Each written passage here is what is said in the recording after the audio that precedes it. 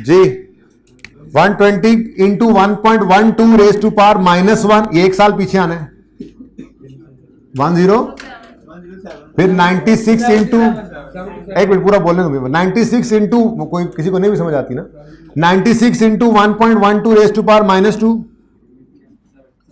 70, फिर 74 into 1.12 raise to power -3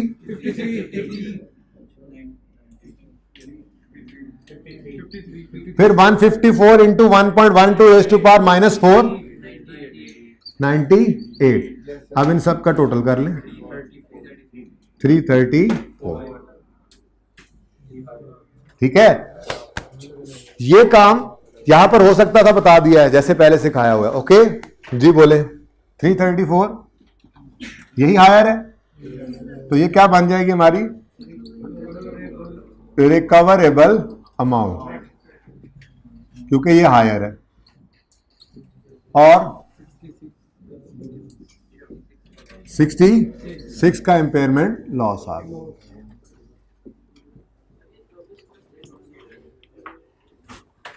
चौबीस में सेल प्रोसीड है ना, ये किसने पूछा? नजर आई? नजर आई अब?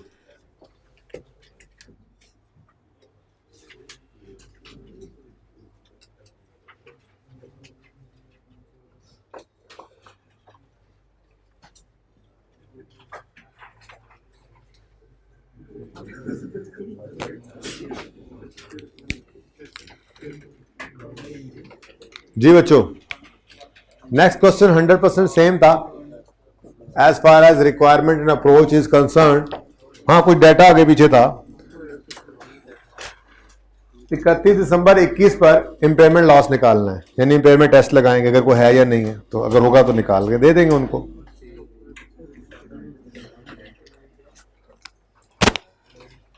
ऑन यकम मार्च 17 Germany limited imported N automatic plant for 130 million. इस दिन इंपोर्ट किया इन्होंने। The commissioning of plant was completed on यकम जनवरी 18 at a cost of 10 million. Commissioning को अंडरलाइन करके लिखें, इंस्टॉलेशन एटसेट्रा, यानी कि इस दिन रेडी होके चल पड़ा है। ठीक है, जाहिर है कमीशनिंग पूरी होगी, तो यकम मार्च हमारे लिए रेलेवेंट नहीं है। हम इसको डेप्रिशिएट करना शुरू करेंगे यकम जनवरी 2018 से। ठीक है, और कॉस्ट इसकी लेंगे 130 प्लस 10 140। ठीक है, the economic life of plant was 12 साल and useful life of plant was 8 साल। इकोनॉमिक लाइफ को हमने इग्नोर करना है, ये पहले दूसरे लेक्चर में हमने सीख लिया था। The plant is being depreciated at 20% per annum using reducing balance method. ये टेंशन है, थोड़ा सा डिटेल वर्किंग करनी पड़ेगी। कोई ना, आसान तो है, मुश्किल नहीं। Due to declining demand for the product manufactured from this plant an impairment test was carried out at 31 December 21। ओ, यानी कि यकम जनवरी 18 को ये एसेट लिया था, 31 दिसंबर 21 तक पहले लेकर आ जाएं, फिर अगली बात करेंगे। हमने करना क्या है जी, हमने पहले तो बुक वैल्यू निकालनी है, आज ये भी निकालनी पड़ेगी, वर्किंग वन इसकी हो जाएगी। फिर हमने रिकवरेबल अमाउंट निकालनी है, वर्किंग टू इसकी हो जाएगी। बाद में वर्किंग लिखा करें, मैं तो वैसे ही पहले लिख देता हूं ना, आप बाद में लिखा करें, लेकिन ये जरूर लिख लिया करें क्या क्या निकालना है, फिर तो बारी बारी निकालते जा रहे होते हैं। तो इंपेयरमेंट लॉस हो भी सकता है और नहीं भी हो सकता। ठीक है,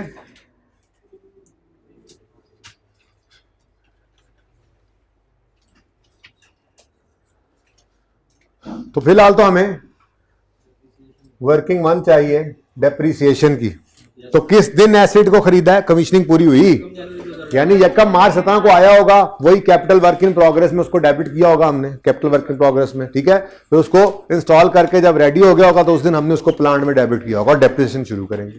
ठीक है, तो यकम जनवरी 2018 पर कॉस्ट 130 प्लस 10, एग्जामिनर को बताओ 140। ठीक है, अब रिड्यूसिंग बैलेंस 20% है। 31 दिसंबर 18 पर डेप्रीसिएशन 140 इंटू बताएंगे? 28 बुक वैल्यू 112। फिर जी 31 दिसंबर 19 पर डेप्रीसिएशन 112 इंटू 20%, 20। पॉइंट वालों क्या कहूंगा तुम लोगों का? Book value. अच्छा अब इधर देखो भाई, अब दो बार बता दिया उसको हमने। पहले हमने कहा 140 पे रेट लगाया हमने, फिर हमने उसे कहा 112 पे, मतलब रिड्यूसिंग बैलेंस यूज कर रहे हैं। अब आगे बस डेप्शन लिखते जाओ, कैलकुलेटर पे लगाते जाओ जी। 31 दिसंबर 20, डेप्रीसिएशन 90 इंटू 20%, बस कैलकुलेटर पे कर दो, टाइम जाना। 1872 आ गई बुक वैल्यू।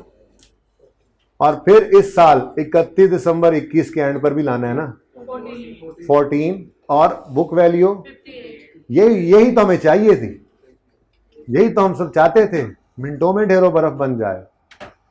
ठीक है जी। अच्छा सॉरी, तो 50 भाई को फिर नींद आ गई, पूरी कर गया ना नींद। ओके, रुपीज इन क्या चल रहा है जी? मिलियन, थाउजेंड, क्या चल रहा है? Okay, book value eight 31 December 21 ज्यादा तफसील से निकली। इसका भी एक शॉर्टकट होता है, लेकिन छोड़ें उसको फिलहाल, बस चलने दें, ऐसे चलने दें। कभी मौका आएगा बता दूंगा, कभी जिंदगी में मौका आएगा तो। अभी जरूरत नहीं है, अभी चल रहा है काम, चलने दो। शॉर्टकट ज्यादा भी फंसाते ही हैं बंदे को, फिलहाल चलने दो, बहुत चीजें मिक्स हो जाती हैं। ओके, अब क्या करना है जी? रिकवरेबल अमाउंट निकालनी है। वो क्या होती है? तो working number 2, fair value less cost to sell और वैल्यू इन यूज निकालेंगे। चलो,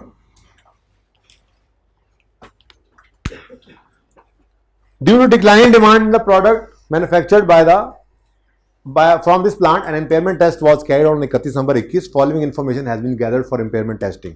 तो हमने उसमें जो एक चीज चाहिए वो पहले ही निकाल ली, डाटा मिल गया था ना। अब the current selling price of a similar plant in local market is 50 million. The present decommissioning cost of plant is estimated at 2 million. Decommissioning को अंडरलाइन करो। हाँ, वैसे decommissioning को अंडरलाइन करके लिखो डिसमेंटलिंग। थोड़ी सी ज्यादती है उसकी, ये लफ्ज इस्तेमाल करना है यहाँ पे। decommissioning का लफ्ज FR2 में इस्तेमाल करता है वो, वहां पे IAS 37 पढ़ लेते हैं हम, इफ्रिक एक पढ़ते हैं जिसमें अकाउंटिंग सीखते हैं। लेकिन फिर भी जिसने कमीशनिंग को इंस्टॉलेशन कह लिया था, वो डी कमीशनिंग को डी इंस्टॉलेशन भी कह लेगा। थोड़ा बहुत कोई बात नहीं, माफ करके चलते रहा करो ICAP को। और खुद से भी सोच लिया, खैर चलाओ यार, बस यही होगा, बस यही होगा वाले कामयाब हो जाते हैं। वो होता है अक्सर वही। ठीक है जी, जो चीज पढ़ाई हुई है, समझाई हुई है, उससे बाहर अगर कोई एक आधी चीज आगे चली गई है, नो इशू, जो समझ में आ रहा है कर दो बस, वो इंशाल्लाह होगा भी वही, अल्लाह ने चाहा तो जी। The decommissioning cost of plant is 2 million, तो 50 minus 2, ये नंबर तो लें, 50 minus 2 जी 48। हाँ, तो इस जैसे प्लांट की, ये हम नहीं बेच रहे होंगे ना, फेयर वैल्यू है। किसने पूछा? सवाल कहां से आया? हाँ, सिमिलर प्लांट भाई, देखो मैं अपने ये मार्केट बेचने नहीं जा रहा, मैं नहीं चाह रहा ये मार्कर बेचूं, फेयर वैल्यू लगवानी है, तो मैं क्या कहूंगा यार, इस जैसा मार्कर मार्केट में कैसे मिलेगा? सिमिलर प्लान, इस जैसे की कीमत, तो फिर इसकी भी वही हुई, तो फेयर वैल्यू है। ले जी, वैल्यू इन यूज, जो इनमें से हायर होगा वो रिकवरेबल अमाउंट। ठीक है, अब वैल्यू इन यूज निकालनी है जी, जगह जरा काम में। चलो, वर्किंग 3, इसमें कितने साल हैं इसकी लाइफ के? पता नहीं, बताया नहीं इसने। कहाँ बताया होगा? बोलो बोलो। हाँ, इसलिए ये दी हुई थी। इकोनॉमिक लाइफ को इग्नोर किया, यूजफुल लाइफ 8 साल है। अब 8 साल में से 4 साल गुजरे, ये वो जिन्होंने डायरेक्ट गिना मेरे ख्याल से। यकम जनवरी 10 से 31 दिसंबर 10, 11, 12, 13, 14, कितने साल बने? 5। तो जो डायरेक्ट गिनता है ना, बड़ा बनता है, आई को छोटा बना देता है। ये वो जो डायरेक्ट गिनने वाले, वो 4 साल की वर्किंग जो है, वो 4 साल की लाइफ रिमेनिंग निकाल रहे होते हैं।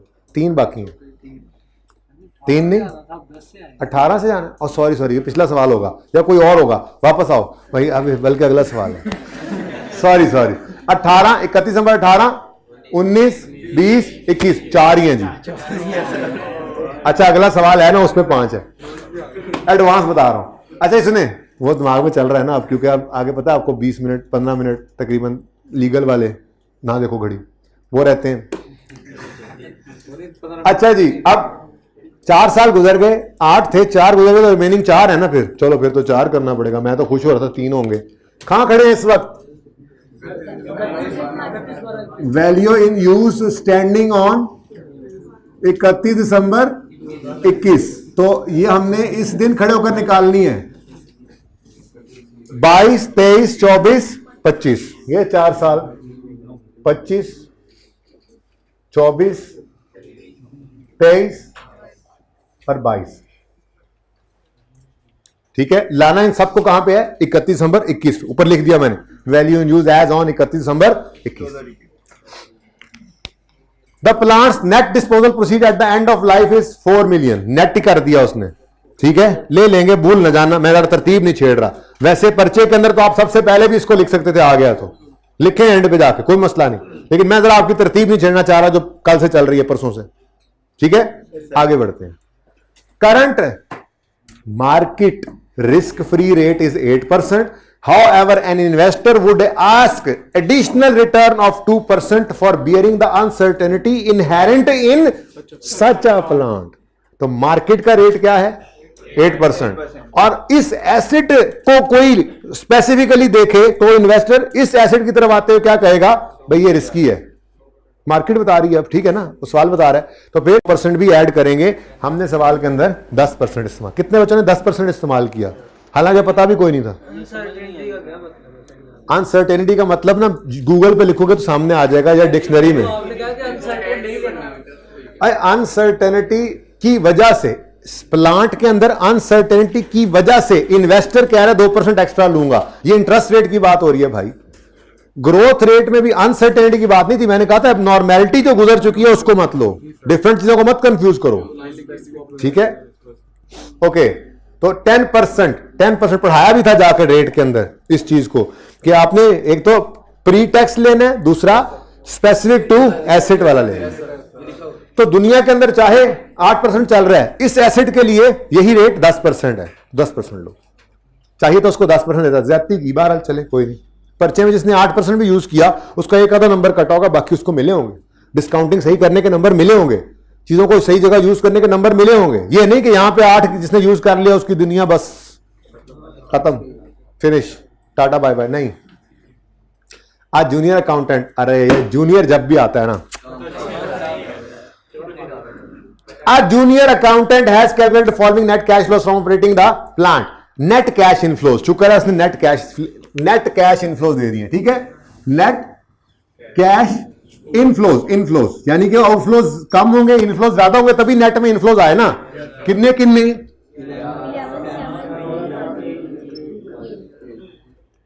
अब हमने इसको कहा अच्छा यार नेट करके लाए हो, नेट ही बता रहे हो, जरा वर्किंग तो लाओ। अब वो वर्किंग लाया। However, a review of accountants working has revealed the following. बह रहे हैं ये पॉइंट्स, पकड़े। Number 1, depreciation of plant has been included as an outflow in each year. इधर भी शामिल कर गया है।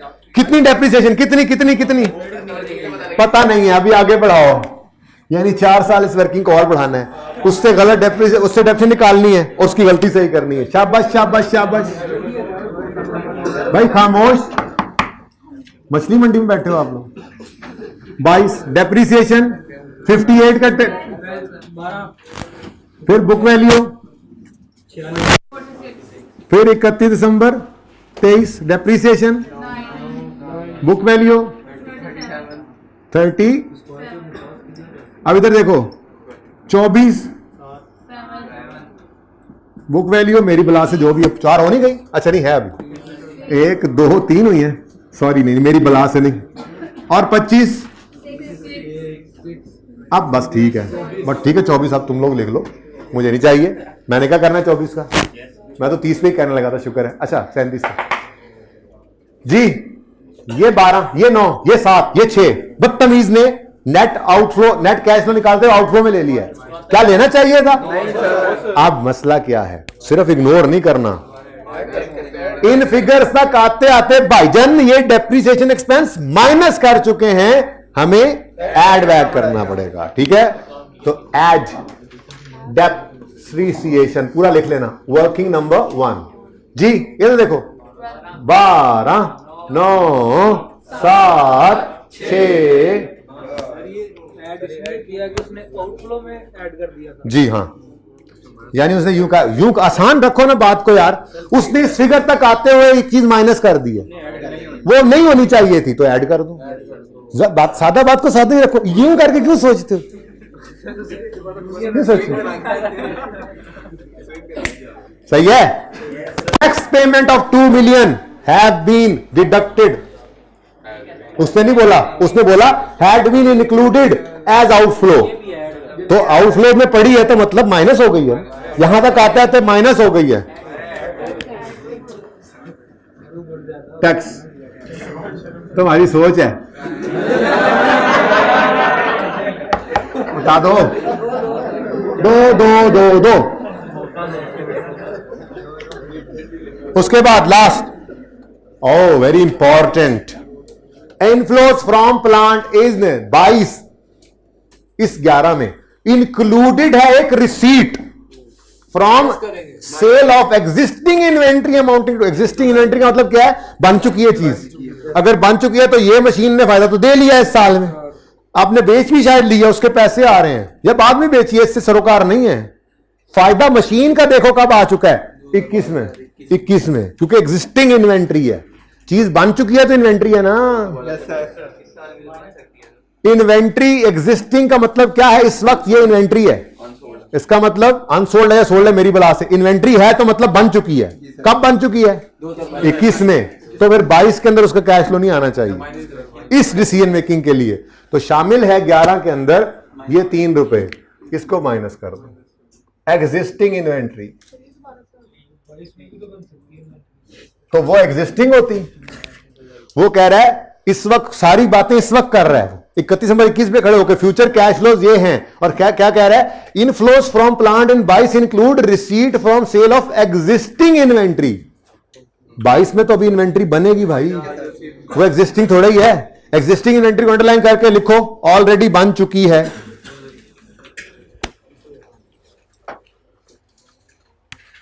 वही यूं कह लो आसानी के लिए कि सेल कर दिया हमने, बनी हुई अभी है, सेल बाद में किए पैसे उसके, या सेल भी कर दिए पैसे बाद में आ रहे हैं, हमने नहीं जाने देना, मशीन ने यह फायदा किस साल में दे लिया हुआ है, तो फिर 21 के कैश फ्लो के अंदर आता, अगर आता तो 22 में नहीं जाने देंगे इसको। ठीक है जी, समझ आई। यहां दोबारा वाले हैं, किसने पूछा था जी, इधर भाई आपको आगे समझ जी, 3 माइनस, क्योंकि 11 में ये ऐड हुआ पड़ा है जी, 22 18 12 9, नेट कैश फ्लोज है अभी 61 नहीं कर देना इनको, इनकी प्रेजेंट वैल्यू चाहिए हमें, तो present value at the rate of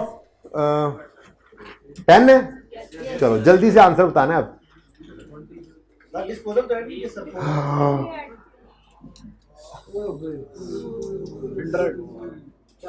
एक नंबर कट गया, कोई बात नहीं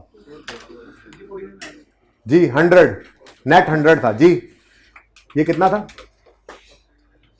जिस बात में आके, इसलिए कहा पर्चे में आए तो चाहे ऊपर ही आ जाए लिख दो, ऐसे भूल जाओगे पर्चे में भी 22, मैं जैसे भूल गया आप भी भूल सकते हो।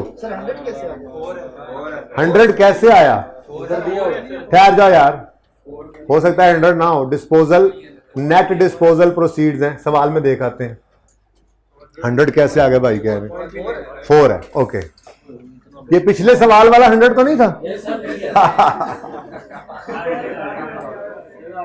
12,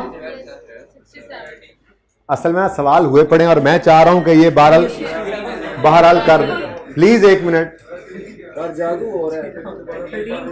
13 इसकी प्रेजेंट वैल्यू ले लें डायरेक्ट, सवाल असल में ना आपने किए हुए हैं और सवाल सारे हो गए हैं, लेकिन कंक्लूड ना होने ऐसे खामखा दिल में रह जाएगा, पता नहीं आंसर क्या होना था एंड पे, इसलिए थोड़ा सा ये रूटीन की कैलकुलेशंस हैं, इनको जल्दी जल्दी कर लिया करें, कॉन्सेप्ट सारे आपके पास आए हुए हैं जी। 22 का 10% प्रेजेंट वैल्यू निकालो, ये कैसे करोगे? 22 इंटू 1.1 रेस टू पावर -1। भाई ब्लैक कपड़ों वाले आपने होमवर्क किया था? मैं चेक कर लूं, देख लो जी।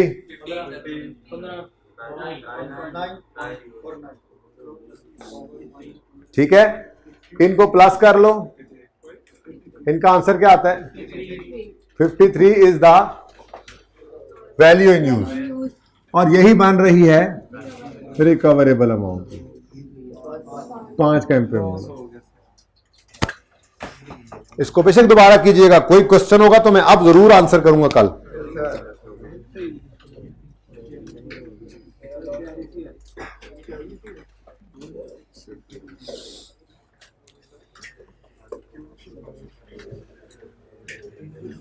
ये हर सवाल में बदल जाते हैं, कोई मसला नहीं है। तरतीब कभी वो कहता है ये चीजें पढ़ी हैं इग्नोर करनी होती है, कभी यूं शामिल भी कर देगा।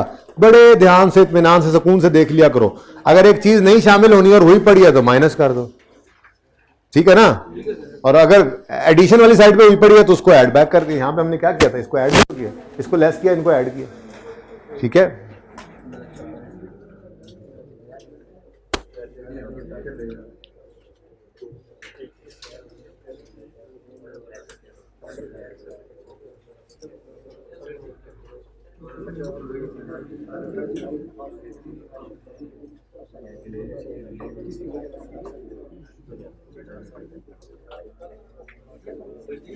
जी रेड्यूसिंग बैलेंस मेथड से डेप्रिसिएशन शॉर्टकट से निकाल सकते हैं।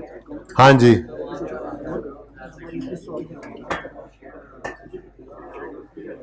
अच्छा जी। आज की आखिरी बात, साकिब को बुलाएं। आज की आखिरी बात, कॉस्ट मॉडल के ऊपर एसेट पड़ा हो, इंपेयरमेंट हो जाती है, होती है। हमने एग्जाम लेवल के सवाल भी कर लिए, ठीक है। अब क्या रीवैल्यूएशन मॉडल वाला एसेट भी इंपेयर हो सकता है? बिल्कुल हो सकता है, क्यों नहीं हो सकता। इसके लिए हमारे सामने एक सवाल है। कॉस्ट ऑफ एसेट 500 है, डेट ऑफ परचेज यकम जनवरी 10 है, रीवैल्यूड अमाउंट 800 है, रीवैल्यूएशन डेट यकम जनवरी 15 है। और उसके बाद सवाल में रिकवरेबल अमाउंट दे दी। मैंने यहां पर ब्रैकेट में लिखा 31 नवंबर 15 की रिकवरेबल अमाउंट है, तो इंपेयरमेंट टेस्ट इस दिन खड़े होकर लगा लो। सवाल में नहीं लिखा हुआ, लेकिन आपको मैंने एक बात की थी कि रिकवरेबल अमाउंट निकालना वो खाला जी का घर नहीं है। अगर सवाल ने निकाल के दे दिया तो कर लो। एक दो सवालों में आई कैप के भी मैंने देखने को मिला कि सिर्फ उसने लिखा हुआ है at this date assets recoverable amount is इतने। तो अगर सवाल में सिर्फ रिकवरेबल अमाउंट लिख दे और ऐसी कोई बात ना लिखी होगी, कोई इंडिकेटर है, ये है, वो है, फलां है, ढिमका है, तो ये रिकवरेबल अमाउंट का आ जाना काफी निशानी है कि हमने इंपेयरमेंट टेस्ट से गुजारना है एसेट, ठीक है। बाकी वो अलग बात है कि ये सवाल तो मैंने क्लास में पिछले से पिछले टर्म में ये लिखवाया था, पिछले अटेम्प्ट के अंदर सिर्फ ये था, फिर ये 2 ऐड कर दिए, इस दफा आपके पास वो सारा एडिट आ गया। ऐसे इंप्रूवमेंट्स तो आती रहती हैं, आपको पता है, ठीक है। मतलब होता है अच्छा बच्चों के सवाल से ही होता है, बच्चों ने पूछा ये सवाल तो ऐसे कर दिया, वो किया तो ऐसे कर दिया, है बहुत सिंपल, ठीक है। लेकिन ये बात याद रखनी है बहरहाल, ये क्या रिकवरेबल अमाउंट अगर सवाल में गिवन हो इंपेयरमेंट टेस्ट से। आज का टेस्ट थोड़ा लेंथी हो गया, 25 नंबर का, 55 मिनट का। एक नोट का सवाल डाल दिया मैंने और एक इंपेयरमेंट का, तो बहरहाल कर लेना, कोई नहीं, इंशाल्लाह अल्लाह खैर करेंगे। अच्छा आप सुनो, यूजफुल लाइफ सवाल की 8 साल है। अब 31 दिसंबर 15 तक तो ये नॉर्मल सवाल है हमारे लिए, बचपन से करते आ रहे हैं। यकम जनवरी 10 से शुरू करेंगे, हर साल की डेप्रिसिएशन निकाल के बुक वैल्यू निकालेंगे। और हम पागल नहीं हैं, 5 मिनट सर से लेके आए। हम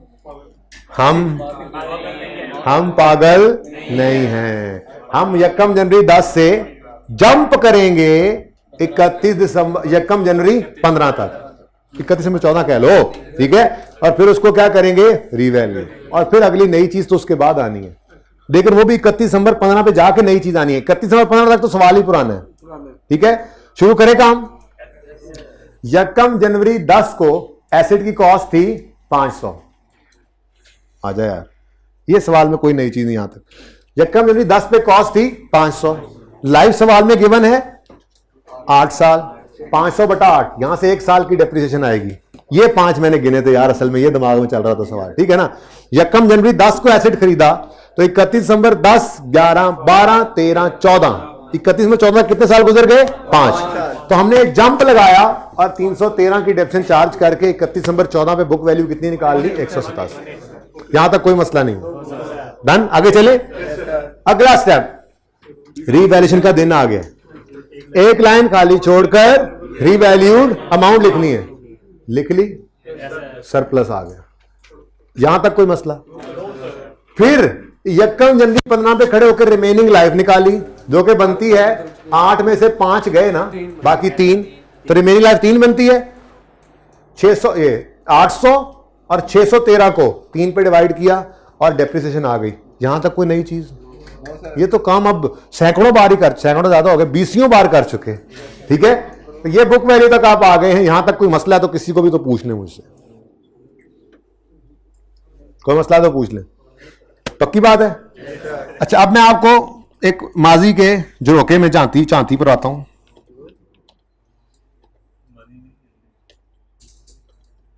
माजी किधर गया? ये पहला लेक्चर रीवैल्यूएशन का याद है? जिस दिन मैंने यूं करके लिखा था बुक वैल्यू 95 है, फेयर वैल्यू 120 है, तो 25 का क्या आ गया? गेन, ठीक है। लेकिन फिर मैंने आपको कहा था बच्चों वर्किंग ऐसे नहीं करेंगे, हम वर्किंग यूं किया करेंगे। हालांकि हमने किया तो ये था, इसको और इसको कंपेयर और ये लॉस आना है, लेकिन मैंने कहा था एक लाइन छोड़कर ये इधर लिखा करना और ये लॉस या सरप्लस इधर निकालना, क्योंकि हमने इस वर्किंग को आगे कंटिन्यू करना होता है, तो इससे आसानी होती है, ठीक है। अब अभी तक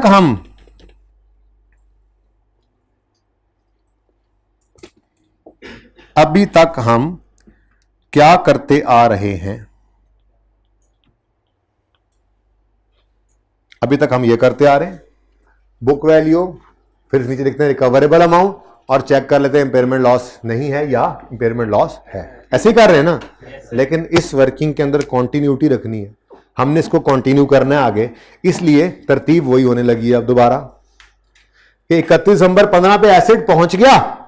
अब हमने इसको इंपेयरमेंट टेस्ट से गुजारना है, तो कौन सी दो चीजों को कंपेयर करना है? बुक वैल्यू और रिकवरेबल अमाउंट को। अभी तक ऐसे लिखते आए थे, अब चूंकि उस वर्किंग में चला रहे हैं काम को, तो भाई वही काम करना है। बुक वैल्यूज में एक बाद एक लाइन छोड़ेंगे डेट ऑफ इंपेयरमेंट टेस्ट पे, और उससे आगे जाकर लिखेंगे रिकवरेबल अमाउंट, लेकिन वो सिर्फ तब लिखेंगे जब इंपेयरमेंट लॉस होगा। मेरी बात पे गौर करो, जब इंपेयरमेंट लॉस होता है, जब इंपेयरमेंट लॉस होता है बुक वैल्यू तब रिवाइज होती है।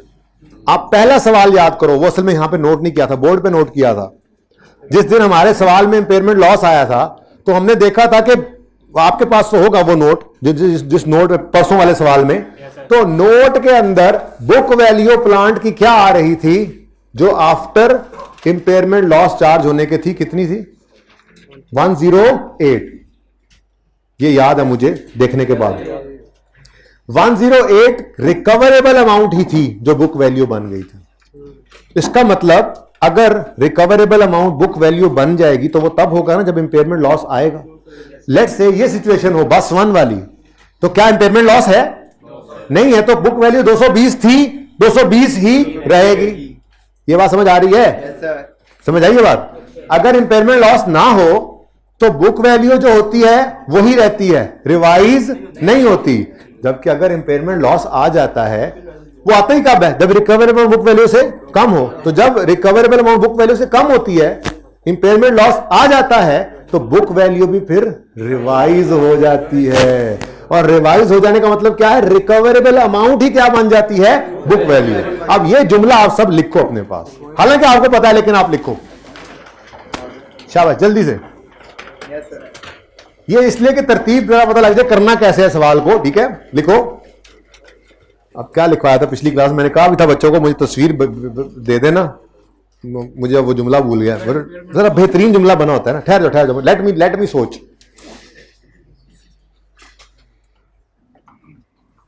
ये वाला पहले केस लिखवाता हूं, ठीक है? लिखो, अगर इंपेयरमेंट, बल्कि लिखो, अगर रिकवरेबल अमाउंट बुक वैल्यू से कम होगी, अगर, ये पता है आपको लेकिन फिर भी लिखो, अगर रिकवरेबल अमाउंट बुक वैल्यू से, लिखो ना, अच्छा रजिस्टर ही बंद कर दिया मैंने। अगर रिकवरेबल अमाउंट बुक वैल्यू से कम होगी तो इंपेयरमेंट लॉस आएगा, तो इंपेयरमेंट लॉस आएगा, और बुक वैल्यू रिवाइज हो जाएगी, और बुक वैल्यू रिवाइज होकर, बल्कि नहीं, बुक वैल्यू रिवाइज हो जाएगी, रिकवरेबल अमाउंट ही नई बुक वैल्यू बन जाएगी, और बुक वैल्यू रिवाइज हो जाएगी और रिकवरेबल अमाउंट ही नई बुक वैल्यू बन जाएगी। Full stop. पॉइंट 2। अब ये सिनेरियो अब लिखें। और अगर जल्दी जल्दी जल्दी, और अगर, ये लिखने वाला काम जल्दी क्या करो। और अगर रिकवरेबल अमाउंट बुक वैल्यू से ज्यादा होगी, और अगर रिकवरेबल अमाउंट बुक वैल्यू से ज्यादा होगी तो कोई इंपेयरमेंट लॉस नहीं आएगा, तो कोई इंपेयरमेंट लॉस नहीं आएगा, और बुक वैल्यू भी रिवाइज नहीं होगी। Done, full stop. ये मैंने इसलिए सिखाया कि इधर देखो, इन सवालों के अंदर हमने यहां पे पहुंच गए, सब लिख लिया सबने। अब इधर देखो जी, पॉइंट 1 में वो कहता है रिकवरेबल अमाउंट क्या है, ये 3 इंडिपेंडेंट सिनेरियोज हैं, ठीक है जी। पॉइंट 1 रिकवरेबल अमाउंट क्या है जी, 450। अब इधर देखो, ये ना आपने जबानी देखा करना है माजरत के साथ। पहले 553 बुक वैल्यू है, सवाल ने कहा रिकवरेबल अमाउंट कितनी है, 450। अब बताओ रिकवरेबल अमाउंट गिरी हुई है, बहुत गिरी हुई नहीं है कि कैरिंग अमाउंट से नीचे गिर गई है। इंपेयरमेंट लॉस इज, अगर इंपेयरमेंट लॉस ने आना है तो बुक वैल्यू रिवाइज होने, तो मैं यहां पर बुक वैल्यू लिखूं या रिवाइज बुक वैल्यू लिखूं, और ये रिवाइज बुक वैल्यू दरअसल क्या होगी, रिकवरेबल अमाउंट ही होगी, ठीक है। अब रिकवरेबल अमाउंट पूरा नहीं लिखा जा रहा, रिकवरेबल अमाउंट, ठीक है जी, कितनी, 450, ठीक है, सही हो गया। ये ऑटोमेटिक तरीका है कि आगे भी चल पड़े, ये समझ आया। अब बैलेंसिंग फिगर निकालो, 83। ये वैसे नीचे भी लिखते तो ऐसे ही आता, जब यहां इसके नीचे 450 लिखते थे तो नीचे 83 ही आता था ना, लेकिन उस वर्किंग में आगे नहीं बढ़ना होता था। मैंने आगे बढ़ना है इसलिए आपको एक और तरीका बताया, थोड़ा कोई नई चीज नहीं सिखाई है, ओके। तो इंपेयरमेंट लॉस आ गया। अच्छा, अब ये कौन सा मॉडल है, एसिड का रिवैल्यूएशन मॉडल है। खुशखबरी है आप लोगों के लिए, कोई नई चीज नहीं है। जाग के सुनो, जाग के सुनने वाला जुमला है, 100% सेम ट्रीटमेंट है जैसे इंपेयरमेंट लॉस, जैसे रिवैल्यूएशन लॉस आता था, 100% सेम। अगर लॉस है, कोई सरप्लस नहीं पड़ा, सारा प्रॉफिट एंड लॉस में। अगर लॉस से पहले सरप्लस पड़ा, खाएगा कुछ बच गया तो लॉस में, और अगर लॉस आया, सरप्लस पड़ा, कम आया तो वहीं का वहीं रह जाएगा, सरप्लस ही। सेम सेम, ये तो आ गया 83 का लॉस आया, सरप्लस को खाने गया, पूरा ना खा सका, आगे कुछ भी नहीं गया, ठीक है। बोलो 326। असल में ना इसकी एंट्रीज मैंने बच्चों को होमवर्क में दी हैं, ठीक है। कल मैंने आके करवानी है इस वर्किंग से, एक एक एंट्री करवाऊंगा। लेकिन बच्चे पता क्या करेंगे, बच्चे करेंगे impairment loss debit, accumulate impairment loss credit. हालांकि नहीं, इंपेयरमेंट लॉस तो डेबिट हुआ ही नहीं, रिवैल्यूएशन सरप्लस डेबिट हुआ पड़ा। देख के एंट्री करना, देख के, तीनों पार्ट्स में अलग अलग। लेकिन इससे आगे रिक्वायरमेंट नहीं है, ये सिर्फ आपको समझाने के लिए और रिवाइज करवाने के लिए कि अगर अब आगे डेप्रिशिएट करना है, क्यों मैंने इसको ऐसे करवाया, वैसे ही कर लेते जैसे पहले कर रहे थे। मैं कह रहा हूं आगे चलाना तो बिल्कुल ऐसी वर्किंग हो जैसी रिवैल्यूएशन में वर्किंग होती थी। क्या मतलब, अब हम क्या करेंगे, 31 दिसंबर 15 पे खड़े होकर रिमेनिंग लाइफ निकालेंगे at the date of impairment, ठीक है। 2 साल रह गई, 450 को 2 पे डिवाइड करो और 326 को भी 2 पे डिवाइड करो, 225। अब ये दोनों देखो, ये 225 रह गए, 113 रह गए, यानी 1 साल और गुजरेगा, खत्म कहानी, ठीक है। 1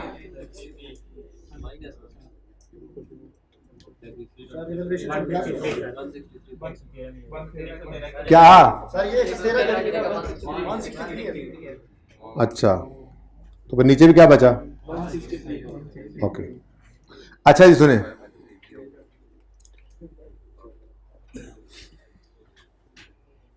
अब आपने दस्ती रिवाइज करना है इसी कॉन्सेप्ट को।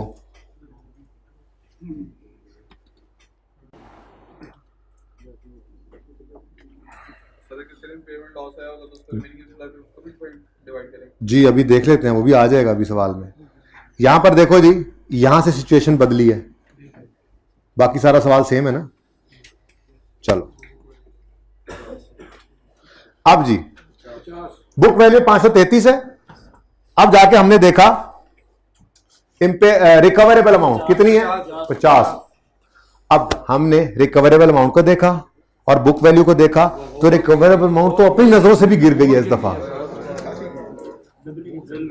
यानी इम्पेयरमेंट लॉस इज, यानी recoverable amount is going to be revised, sorry सही वाली इंग्लिश आ गई। तो रिवाइज्ड बुक वैल्यू क्या होगी? रिकवरेबल अमाउंट जो कि कितनी है? 50।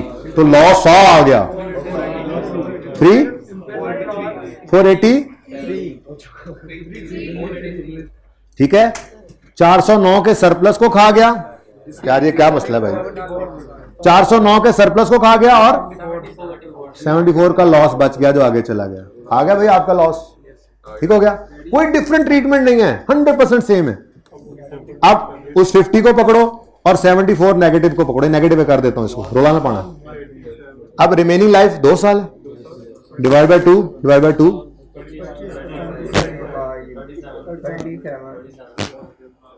ये नेगेटिव है जी, हाँ जी 25 और, ठीक है। अब एक सिनेरियो और, जो बच्चे पूछते थे तब सिनेरियो बनता था नहीं, लेकिन प्लीज मुझे मैं चाहूंगा कि आप मेरे सामने ये भी देख लें। ये कितनी देर लगनी है? पार नहीं करते उन्हें, मैंने बोल दिया।